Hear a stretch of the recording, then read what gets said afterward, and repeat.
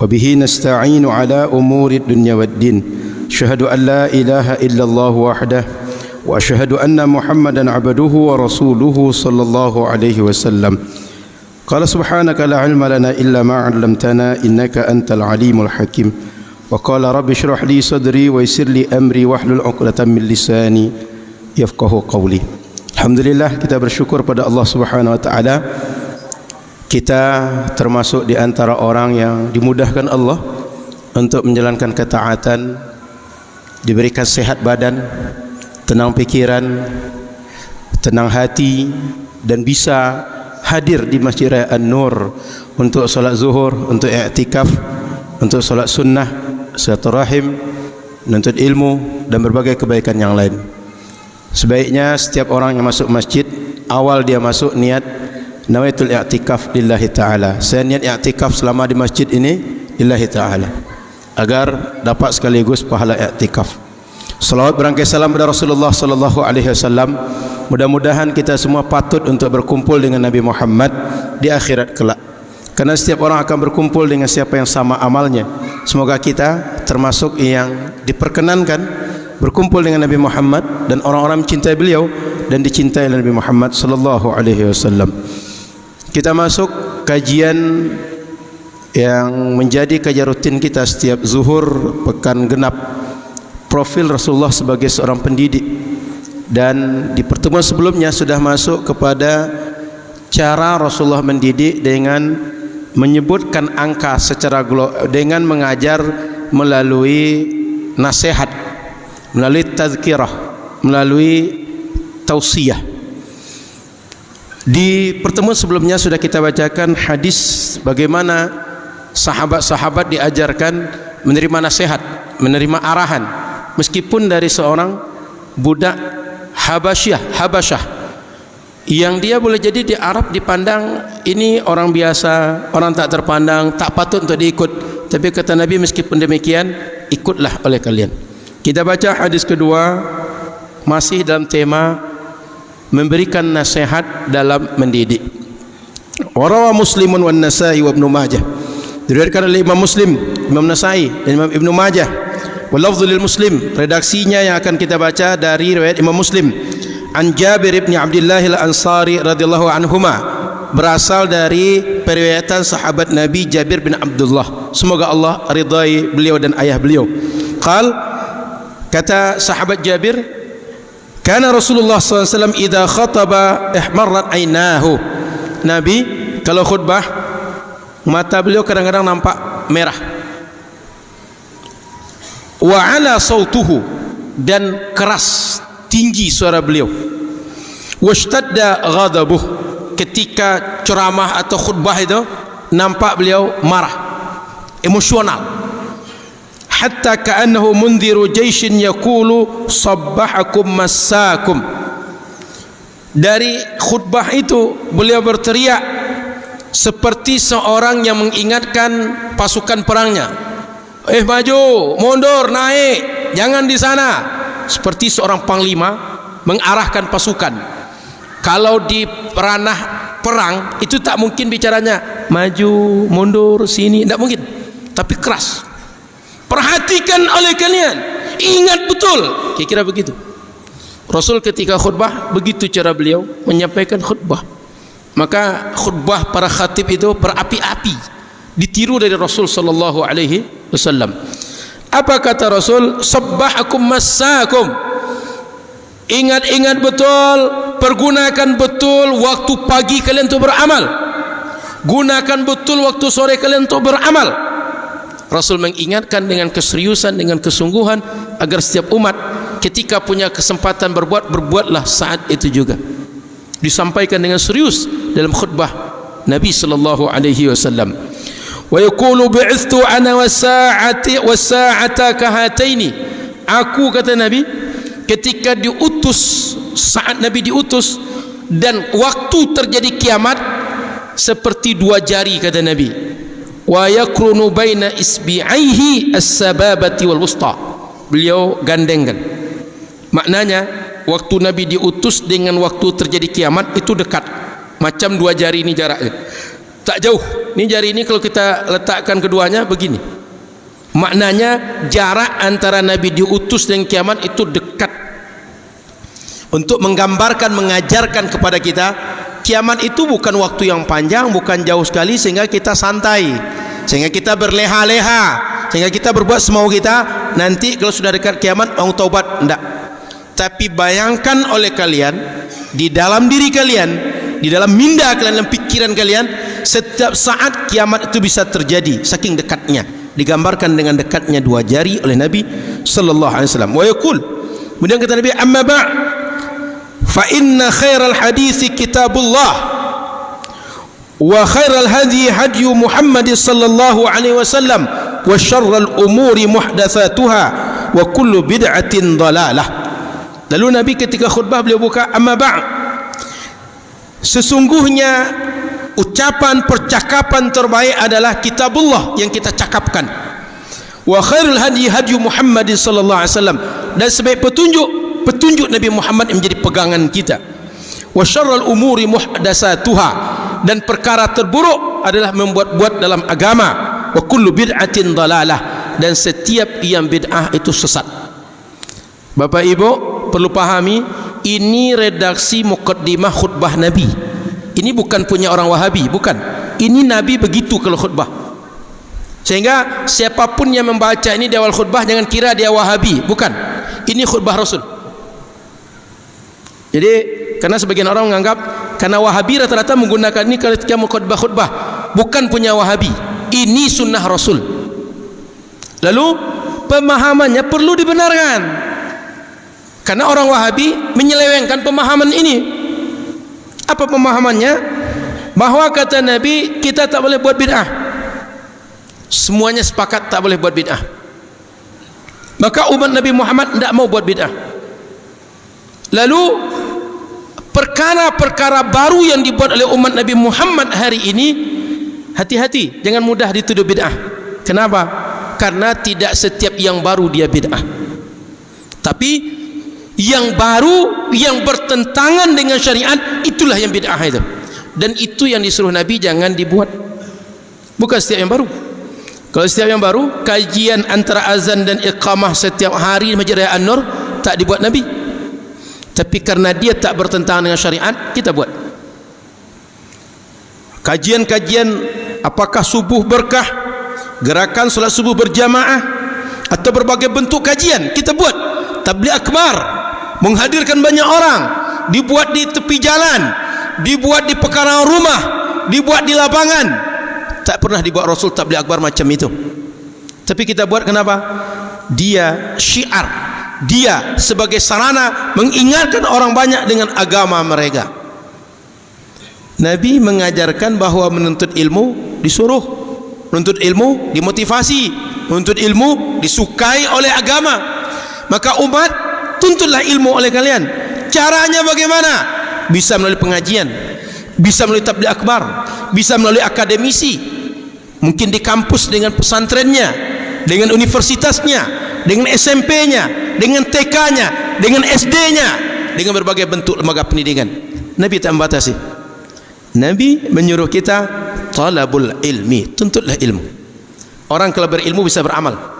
Orang kalau berilmu dia kenal dengan Allah, kenal dengan alam, sehingga di situ dia akan bertauhid kepada Allah dan benar memperlakukan alam ciptaan Allah.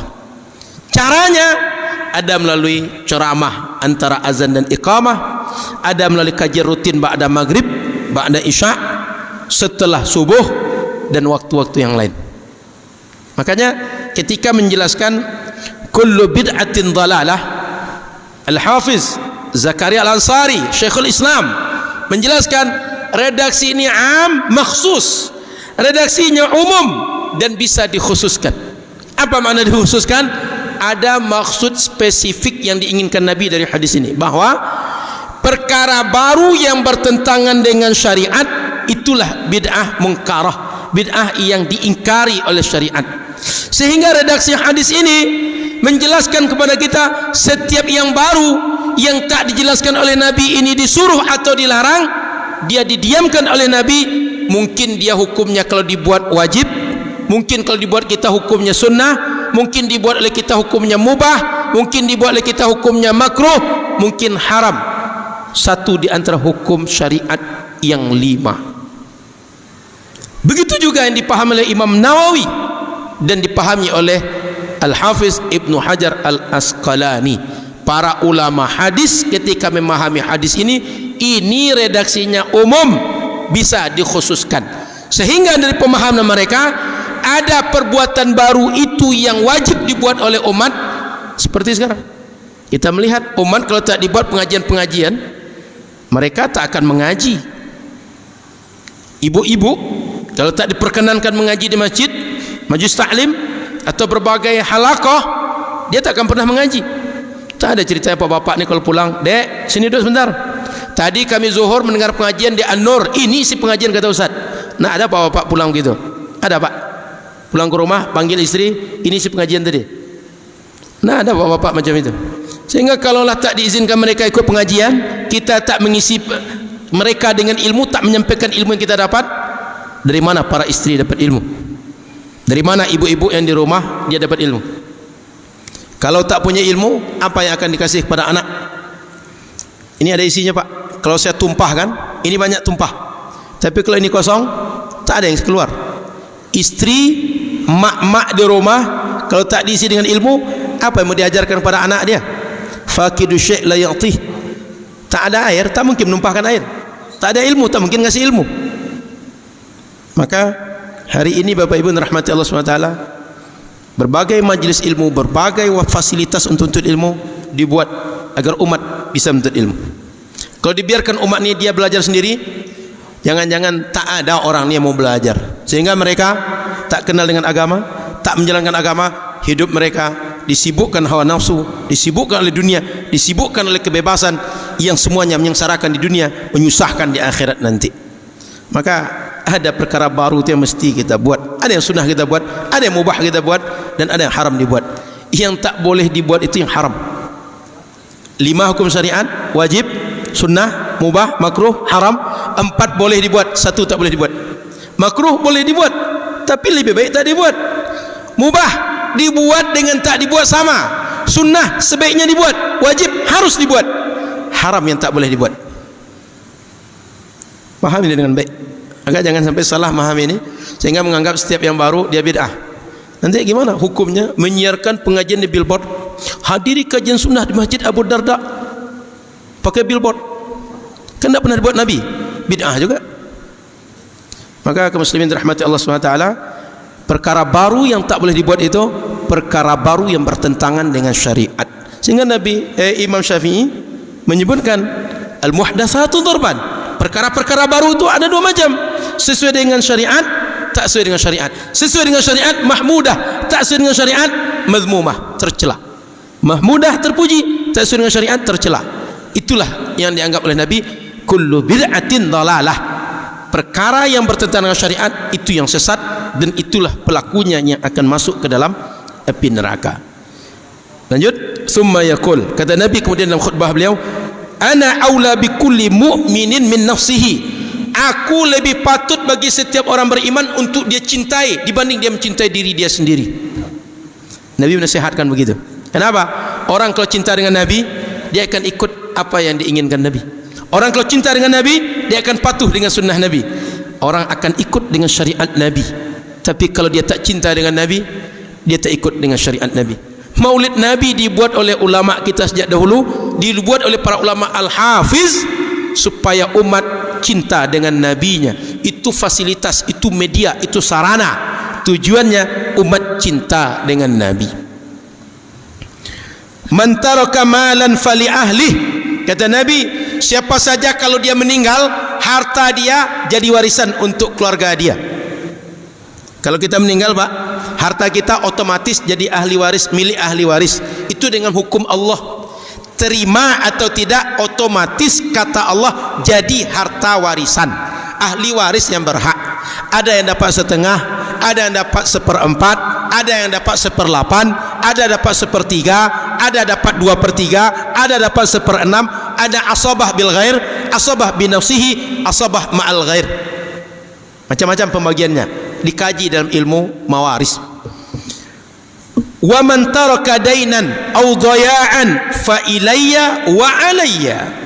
Kata Nabi, siapa saja meninggalkan hutang atau ada amanah belum ditunaikan, orang menuntut kepada saya dan saya akan menunaikan untuk umat itu. Bayangkan cinta Nabi. Kalau kalian punya harta, bagilah untuk ahli waris kalian. Tapi kalau tak ada kalian berpunya, kadukanlah yang tak berpunya tadi, urusan hutang dia, urusan berbagai amanah belum dia tunaikan kepada aku yang menanggung untuk umat itu. Ada orang yang cinta kepada orang lain macam itu? Nabi yang bisa macam itu. Artinya kata Nabi di zaman dulu, kalau ada sahabat meninggal, jika dia punya warisan, punya harta, ambillah untuk warisan kalian. Tapi jika meninggal satu di antara kalian, meninggalkan hutang yang mesti dibayar kepada orang lain, atau ada amanah mesti ditunaikan kepada orang lain, Nabi yang akan menunaikan untuk mereka. Mestinya orang mati itu menunaikan untuk dia, tapi Nabi kata dia, kalau ada tanggungan, ada beban, saya menunaikan untuk kalian. Tapi kalau harta kalian punya, untuk ahli waris kalian, bukan untuk saya. Tak ada orang bisa mencintai seperti itu kecuali Nabi Muhammad sallallahu alaihi wasallam. Maka Bapak Ibu yang dirahmati Allah, tak ada yang bisa macam ini kecuali Nabi. Maka bercontohlah kepada Nabi dan cintailah Nabi sallallahu alaihi wasallam lebih daripada mencintai diri pribadi, karena tak ada yang bisa mencintai kita lebih daripada diri kita sendiri kecuali Nabi Muhammad bisa mencintai kita lebih dari kita mencintai diri kita sendiri. Mudah-mudahan manfaat. Semoga makin lama kita belajar, makin banyak amal, makin kenal dengan Allah, makin dekat dengan Allah. Jangan sampai makin lama belajar, makin jauh dari Allah, makin pandai menilai orang, makin sombong, makin angkuh. Karena banyak hari ini, makin lama belajar, makin angkuh, makin lama belajar, makin sombong, sehingga merasa sayalah paling benar, semua orang sesat di dunia ini. Jangan macam itu. Itu cuma iblis yang bisa macam itu. Kita bukan peniru iblis. Kita adalah umat Nabi Muhammad yang akan meniru akhlak-akhlak tawaduk Nabi Muhammad sallallahu alaihi wasallam. Terima kasih. Maaf salah dan kurang. Subhanakallahumma wa bihamdika, asyhadu an la ilaha illa anta, astaghfiruka wa atubu ilaika. Sebelum ditutup, hari Senin tanggal 30 insyaallah ada tabligh akbar di sini, Maulid Nabi bersama Habib Jindan. Beliau adalah salah seorang penterjemah Habib Umar kalau datang ke Indonesia. Kemudian ada Habib Jamal, dan K. Ahmad Bushairi, wakil Syekh Nuruddin Marbu Al-Banjari di pesantren Az-Zain di Bogor. Jadi tiga Habib ini datang, Habib dan Alim ini datang ke Masjid Raya An-Nur. Kita buat di halaman ini tabligh akbar ba'da Isya. Silakan diinformasikan pada masyarakat banyak. Silakan datang ramai-ramai, kita syiarkan Masjid Raya An-Nur dengan tabligh akbar bersama habaib dan alim dari negeri ini. Semoga manfaat. Mudah-mudahan kita semua dimudahkan Allah untuk datang. Assalamualaikum warahmatullahi wabarakatuh. Allahu Akbar.